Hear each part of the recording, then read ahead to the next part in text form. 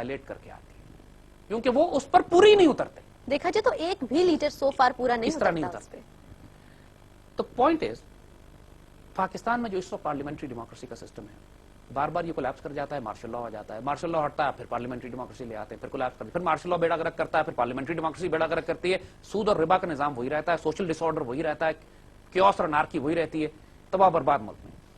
The time has come کہ ہم ایک ایسے پولیٹیکل ماڈل کو اڈاپٹ کریں جو خلافت راشدہ کا پولیٹیکل ماڈل ہے, اور خلافت راشدہ کے پولیٹیکل ماڈل میں سیاسی جماعتیں نہیں ہیں, یہ ہم طے کر چکے ہیں. بالکل. اب کوئی اگر یہ سوال کرے تو آج کی دنیا میں کیسے امپلیمنٹ کریں گے, جیسے ایرانیوں نے کیا. بالکل ایرانی بھی تو کر ہی رہے نا, ان کے ملک میں 1979 سے ڈیموکریسی چل رہی ہے, پورے ملک میں الیکشنز ہوتے ہیں ہر 4-5 سال کے بعد, لیکن آج تک وہاں پر کبھی کوئی ایشو نہیں ہوا. وہ کیسے کر رہے ہیں؟ دا پوائنٹ از کہ حضرت عمر رضی اللہ تعالیٰ عنہ کا پولیٹیکل ماڈل کہ آپ اپنے معاشرے میں سے فائنسٹ آف دا فائنسٹ, جو ہمارے آرٹیکل 364 وغیرہ کے مطابق اگر آپ آج کی زبان میں بات کریں, صحیح, فائنسٹ آف دا فائنسٹ چند لوگ, اور قوم سے کہیں کہ ان میں سے کسی ایک کو سربراہ بنا لو. اب اس کا پروسیس کیا ہوگا؟ دیکھیے, ہم ذاتی طور پر یہ سمجھتے ہیں کہ یہ جو ڈیموکریسی کا سسٹم پاکستان میں چل رہا ہے یہ نہیں چل سکتا, یہ ریفارم نہیں کیا جا سکتا, اس کو ریپلیس کرنا ہے. So for the time being, for short term, یہ بہت ریڈیکل آئیڈیا لوگوں کو لگے گا, لیکن ہمیں اس پورے پولیٹیکل سسٹم کو اوور آل کرنے کے لیے کیئر ٹیکر سیٹ اپ کی ضرورت ہے. وی نیڈ اے سیٹ اپ جو اس وقت پورا پولیٹیکل پروسیس آپ روک دیجیے. آپ پاکستانی پیٹریوٹس جو finest of the finest Pakistani ہیں, کہ جن کی ساری زندگی گزری ہے پاکستان کے دفاع میں, کوئی سائنٹسٹ ہیں, کوئی انجینئرز ہیں, کوئی ریسرچرز ہیں, کوئی ڈاکٹرز ہیں, those who know their subject, right, ان فائنسٹ ایڈمنسٹریٹرز ہیں, پاورفل پیٹریوٹس ہیں, کہ جنہوں نے پاکستان کی خاطر ایک ٹریک ریکارڈ ہے کہ انہوں نے ڈیلیور کیا ہے, پاکستان کو دیا ہے, پاکستان سے لیا نہیں ہے. کیسے لوگ ختم ہو گئے اس ملک میں؟ Of course not. یہی لوگ تو ملک کو چلا رہے ہیں. ملک چل رہا ہے ان کی وجہ سے. لیکن چونکہ وہ کسی سیاسی جماعت کے ممبر نہیں ہوتے, لہٰذا کبھی وہ منسٹر نہیں بن سکتے, کبھی ان کے ہاتھ میں اختیار نہیں آتا, کبھی ان کے ہاتھ میں طاقت نہیں آتی. اب وقت آ گیا ہے کہ ہم فائنسٹ آف دا فائنسٹ لوگ معاشرے سے لا کر ان کے ہاتھ میں اختیار اور طاقت دیں, اب ملک کو ٹھیک کرو. Amazing. اور ٹارگٹ کیا ہے؟ 2 آبجیکٹو صرف آپ کو اس وقت پاکستان میں کیئر ٹیکر سیٹ اپ کی ضرورت ہے. ہم 5 سال کے لیے کیئر ٹیکر سیٹ اپ لائیں, 5 years caretaker set up ہو, فائنسٹ آف دا فائنسٹ لوگ ہوں, اور اسائنمنٹ یہ دی جائے کہ آپ نے 2 کاموں پہ اس ملک کو ٹھیک کر دینا ہے. نمبر 1 کرپشن, ادر 2 لا اینڈ آرڈر. صرف 2 ٹارگٹ دے دیں آپ. Corruption and law and order. صحیح. Billions of dollars worth of corruption جو اس ملک میں ہو رہی ہے, امیجن کریں کہ اگر یہ کرپشن ہم روکنے میں کامیاب ہو جاتے ہیں, ہمیں کس قرضے کی پھر ضرورت ہمیں ہے؟ کس قرضے کی ضرورت ہے؟ پھر جو پیسہ ملک میں فلو کرے گا, ایون اسی سسٹم کے اندر رہتے ہوئے بات کر رہے ہیں, کیونکہ اب دیکھیے پورے سسٹم کو ہم اوور نائٹ ایک خونی انقلاب کے ذریعے نہیں تبدیل کرنا چاہتے. We want to change it through evolutionary process جو ریزالو کرے مسائل, جو کہ ریزالو کرے مسائل کو, کیونکہ ہمارا اپنا ملک ہے نا, خطرات باہر ہیں. اگر کوئی انگریز کو حکومت ہوتی تو ہم بغاوت کر دیتے, لیکن اپنے لوگ ہیں, اپنے لوگ ہیں, ہمارا ملک ہے. ہم تو ایک شیشہ نہیں توڑنا چاہتے, اس کا ایک بلب نہیں توڑنا چاہتے. ہم نے اس پاکستان کی پاک سرزمین کو, اس کی پیاری مٹی کو, اس کے پیارے سسٹمز کو, ہم کسی چیز کو نقصان نہیں پہنچانا چاہتے. تبدیلی اپنے ہی لوگوں کے ذریعے اندر سے لے کر آنی ہے, ایک محبت اور پیار کے ذریعے, ایک ایسے پروسیس کے ذریعے کہ جو مسائل کو حل کرے, خونی انقلاب نہ برپا کرے, فساد نہ برپا کرے. صحیح. ایک سسٹم کو سٹیبل بھی رکھنا ہے اور ساتھ ساتھ اس میں تبدیلی بھی لانی ہے. And process is going to be slow. Slow doesn't mean 10 years, 2 years, 5 years کا ہم نے ٹارگٹ اپنے آپ کو دیا. So the first step is the caretaker government of the patriots.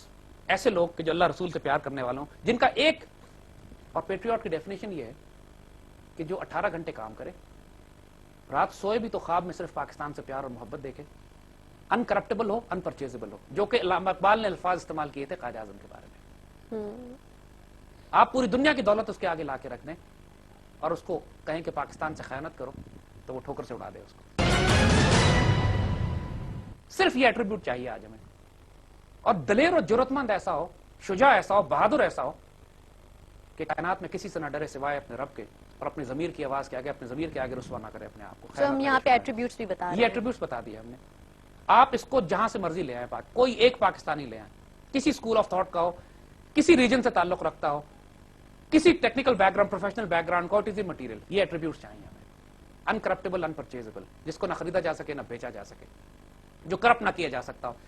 اپنی ذاتی زندگی میں حقوق اللہ کے معاملے میں آئیڈیل ہے کہ وہ اللہ کے حقوق پورے کرتا ہو, اور یا کم از کم سنسیئر ہو پورے کرنے میں, بغاوت, غداری نہ کرے, بغاوت نہ کرتا اللہ کے دین سے. ہم سب میں گناہ گار ہیں, ہم سب کمزوریاں کوتاہیاں رکھتے ہیں اپنے وجود میں, لیکن ہمارے پاکستان کے مسلمان اللہ رسول سے غداری نہیں کرتے, بغاوت نہیں کرتے. غلطیاں, گناہ گار لوگ ہیں, وی ایکسپٹ آور مسٹیکس لیکن جو میٹر کرتی ہے چیز, دیکھیے ایک آدمی میں جتنی غلطیاں کوتاہیاں کمزوریاں ہوں, لیکن جب وہ بیٹل فیلڈ پہ کھڑا ہے اور سامنے دشمن ہے اور اس وقت وہ غیرت اور شجاعت کے ساتھ پاکستان کا جھنڈا بلند رکھتا that ہے, covers everything that covers else, yeah. everything. اس کی غلطیاں کوتاہیاں, اس کے جو گناہ ہیں وہ اللہ معاف کرنے والا ہے. لیکن امت مسلمہ کے ساتھ پاکستان سے خیانت نہ کرے. ہماری پہلی پرائرٹی ہے یہ. اس کو اگر تنخواہ 10,000 روپے ملتی ہے تو کام وہ 50,000 کا کرے. اس کا ہاتھ دینے والا ہو اس پاکستان کے لیے, پاکستان سے لینے والا نہ ہو. جو یہ کیئر ٹیکرز ہوں گے, ان کو کسی قسم کا کوئی پرک, کوئی پریولیج, کوئی بینیفٹ, کوئی گھر, کوئی MNA ہاسٹل, کوئی MPA ہاسٹل, کوئی تنخواہیں, کوئی پرکس, کچھ نہیں ملیں گے. ایسے جب آخر اتنے بڑے بھی تو ہو گئے نا, یہاں تک پہنچ گئے, کھاتے پیتے اپنے گھروں سے آئے نا. قائد اعظم بھی تو کوئی تنخواہ نہیں لیتے تھے. قائد اعظم کتنا لیتے تھے؟ 1.5 روپیہ. کوئی اگر اس میں اتنا ایماندار شخص ہے جس کو حکومت کی ذمہ داری دی جا رہی ہے اور وہ گھر میں بھوکا اور فاقے, تو ٹھیک ہے, اس کو کوئی 10-15 ہزار وظیفہ لگا دیں گے. آپ یقین کیجئے, لوگ صرف MNA MPAs اس لیے بنتے ہیں کہ اس کے بعد ایک بزنس انویسٹمنٹس ہیں, کاروائی ہے کہ کروڑ روپے لگا کے MNA بنے تو 50 کروڑ تو کمائیں. Everybody knows that, sir. We all know that. تو اگر آپ perks and benefits and privileges ختم کرتے ہیں, تم صرف اللہ رسول کی ڈیوٹی کے لیے آؤ گے یہاں پہ, پھر وہی آئیں گے کہ جو اللہ رسول کی ڈیوٹی کرنا چاہتے ہیں. True.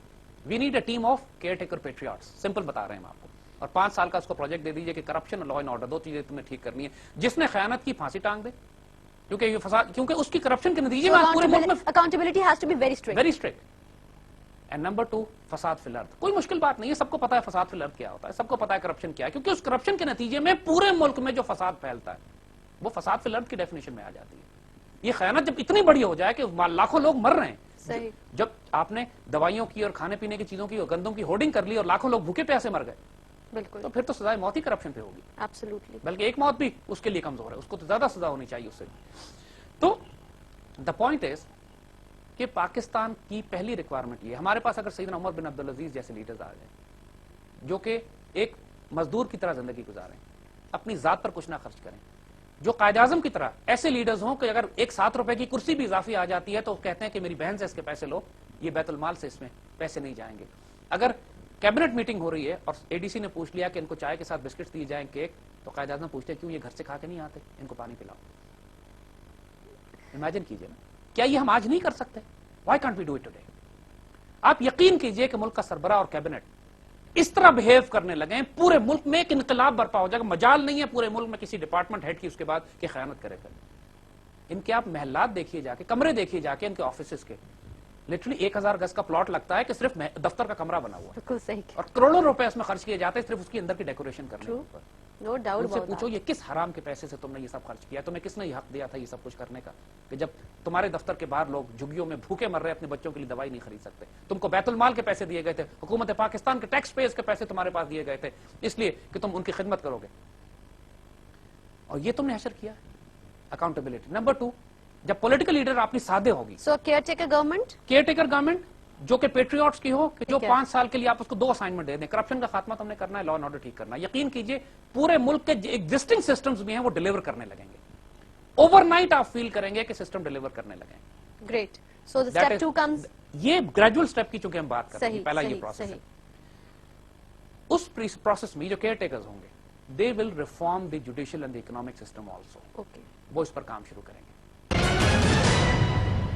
ایگزسٹنگ جوڈیشل پہلے تو سب سے پہلے عدل ہے, اگر عدل ہی نہ ہو تو پھر ملک کے اندر کسی قسم کا کوئی کام نہیں ہو سکتا. اگر They'll مقدمات, reform. they will start to initially reform کا مطلب انیشل سٹیج پہ یہی ہے کہ they will اسی سسٹم کے اندر رہتے ہوئے بھی 100 طریقے نکالے جا سکتے ہیں کہ مقدموں کی کاروائی تیز ہو جائے, آربیٹریشن ہو جائے, فیصلے Accelerate the system. maybe. Accelerate the system with in it self. صحیح. اس کو مثال کے طور پہ آربیٹریشن کورٹس ہوتی ہیں جو مسالتی عدالتیں ہوتی ہیں کہ مقدمات عدالتوں میں, تھانوں میں جانے کے بجائے باہر بٹھا کے تصفیہ کرا, ریزالو کرنا.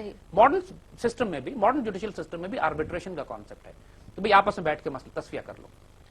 اور یہ ایکسپیریمنٹس کیے جا چکے ہیں پاکستان کے مختلف علاقوں میں بھی. یعنی ہم نے اس بارے میں بات بھی کی ہے کہ فرنٹیئر میں ایک جگہ پہ انہوں نے ایک تھانوں کے پاس کچھ انہوں نے پنچایتیں بنا دی. وہ اتنی کامیاب ہے کہ لوگ تھانوں کہ میں نہیں جاتے. 90% کیسز تو پنچایت میں ہی ریزالو ہو جاتے تھے اور تھانوں میں جاتے ہی نہیں تھے کیسز. صحیح. تو امیڈیٹلی عدالتوں میں پریشر کم ہونا شروع ہو گیا, امیڈیٹلی کیسز رجسٹر ہونے کم ہو گئے, So this is just one اور example. مسئلے امیڈیٹلی ریزالو ہونے لگے لوگوں کے گھر کے ساتھ ہی.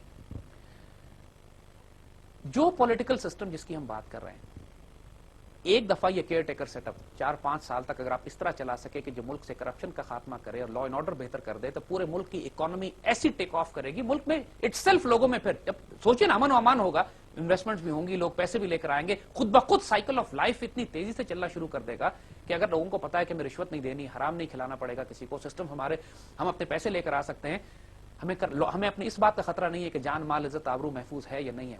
اور یہ کیئر ٹیکر سیٹ اپ بہت روتھلیس ہوگا. دیکھیے پاکستان کا جو ایگزسٹنگ کانسٹیٹیوشن ہے یا ہمارا ایگزسٹنگ جوڈیشل سسٹم ہے, یہ ڈیلیور نہیں کر پائے گا اتنی ہائی انٹینسٹی پہ.